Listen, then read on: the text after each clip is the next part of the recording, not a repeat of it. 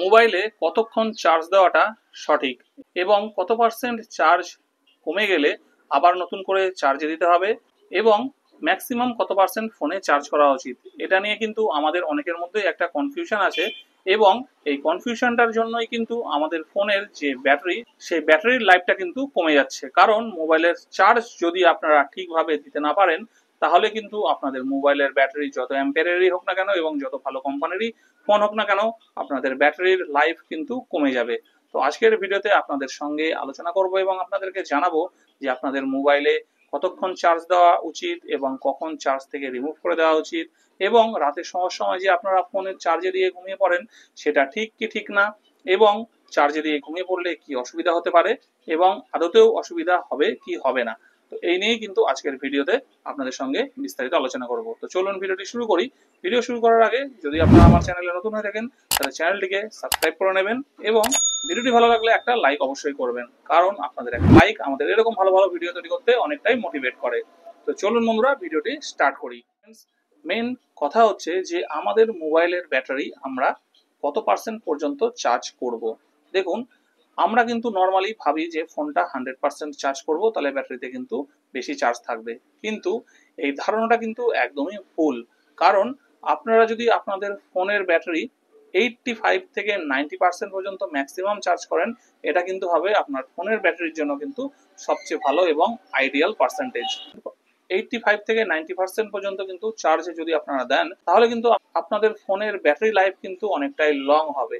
ঠিক আছে, কারণ আপনাদের ফোনের ব্যাটারিটা তাড়াতাড়ি ড্রেন হয়ে যাবে না। প্রথম প্রথম আপনার হয়তো মনে হতে পারে যে আমি 100% চার্জ দেবো তাহলে বেশিক্ষণ চার্জ থাকবে, হয়তো 100% চার্জ দিলে আপনার প্রথম প্রথম আধ ঘন্টা 1 ঘন্টা বেশি চার্জ থাকবে, কিন্তু লং টাইমে দেখতে গেলে কিন্তু আপনার ফোনের ব্যাটারির লাইফটা কিন্তু সেক্ষেত্রে কিন্তু খুব তাড়াতাড়ি শেষ হয়ে যাবে। সেই জন্য আপনার ফোনের ব্যাটারিটাকে যদি আপনি দীর্ঘদিন ভালো রাখতে চান তাহলে অবশ্যই ফোনের ব্যাটারিটাকে 85 to 90% বেশি চার্জ কখনোই করবেন না। আর কখন ফোনে চার্জ দেবেন বা বারবার একটু চার্জ কমে গেল, 50% আসলো আবার চার্জে লাগিয়ে দিলেন, দেখছেন আবার একটু চার্জ কমে গেছে 40% এসছে চার্জে লাগিয়ে দিলেন, এই ভুলটা কখনোই কিন্তু আপনারা করবেন না। যদি না আপনাদেরকে কোথাও বাইরে যেতে হয় সেক্ষেত্রে আলাদা ব্যাপার, আপনারা চার্জটা করে নিয়ে গেলেন, কিন্তু যদি আপনারা বাড়িতে অফিসে যেখানেই থাকেন মানে বাইরে কোথাও যাচ্ছেন না তাহলে কিন্তু বারবার একটু চার্জ কমে গেলেই বারবার চার্জে ফোনটা লাগাবেন না, তাতে করে কিন্তু ব্যাটারির উপরে প্রচুর প্রেশার পড়ে এবং ব্যাটারিটা কিন্তু খুব তাড়াতাড়ি খারাপ হয়ে যাওয়ার সম্ভাবনা থাকে। এইবার আসি যে কত পার্সেন্ট চার্জ কমে যাওয়ার পরে আমাদের ফোনে চার্জে লাগানো উচিত। দেখুন, আমাদের ফোনে কিন্তু চার্জ 20%-এর নিচে যখন নেমে যাবে তখনই কিন্তু চার্জে লাগিয়ে দেওয়া উচিত। কারণ 20%-এর নিচে যখনই ব্যাটারিটা নেমে যাচ্ছে তখন কিন্তু ব্যাটারি প্রচুর পরিমাণে হিট হতে শুরু করে। যখন আপনারা ফোনটা বেশি 20%-এর পরে যখন ফোন ইউজ করবেন এবং তাতে করে কিন্তু ব্যাটারির উপরে প্রেশার পড়ে, ব্যাটারিটা কিন্তু পুরোপুরি একটা কেমিক্যাল রিয়াকশনের উপরে নির্ভর করে। তো ব্যাটারির তখন সেই কেমিক্যালগুলোর উপরে কিন্তু প্রচুর প্রেশার পড়ে যায়। সেই জন্য আপনারা 20%-এর নিচে যখনই আপনাদের ফোনের ব্যাটারির চার্জটা কমে যাবে তখন কিন্তু এটা আইডিয়াল টাইম ফোনটাকে চার্জ করার জন্য।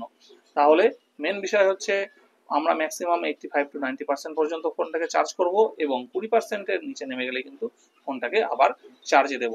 এইটা হচ্ছে আমাদেরকে মনে রাখতে হবে। এবং দ্বিতীয় কথা, আমরা কিন্তু ফোন এরকম বারবার ঘন ঘন চার্জে দেব না, যে ধরুন 80% আছে 60-তে চলে এলো আবার চার্জে লাগিয়ে দিলাম, এই ভুলগুলো কিন্তু কখনো করবেন না। দ্বিতীয় কথা, আপনারা যে রাতে ঘুমানোর সময় ফোনটা চার্জে দিয়ে ঘুমিয়ে পড়ছেন, এইটাও কিন্তু একটা বড় কারণ ব্যাটারিটা খারাপ হয়ে যাওয়ার। নতুন স্মার্টফোনগুলোতে কিছু ফিচার্স দিয়ে দিয়েছে যাতে এই সমস্যাটা আর হয় না, যে আপনারা যদি রাতে ফোন চার্জে দিয়ে ঘুমিয়ে পড়েন তাতেও কিন্তু কোনো সমস্যা হবে না, কিন্তু এগুলো সব লেটেস্ট এবং নতুন স্মার্টফোনের ক্ষেত্রে। আপনাদের যদি একটু পুরোনো টাইপের 2-4 বছরের পুরোনো ফোন হয়ে থাকে তাহলে কিন্তু আপনারা আপনাদের ফোনগুলোকে রাতে চার্জে দিয়ে ঘুমিয়ে পড়বেন না। তাতে করে কি হবে, আপনাদের ফোনটা চার্জ হয়ে যাওয়ার পরে কিন্তু ব্যাটারিটা ওভারহিটেড হতে থাকবে এবং যে কোনো সময় কিন্তু আপনাদের ফোনের ব্যাটারি ব্লাস্ট হতে পারে।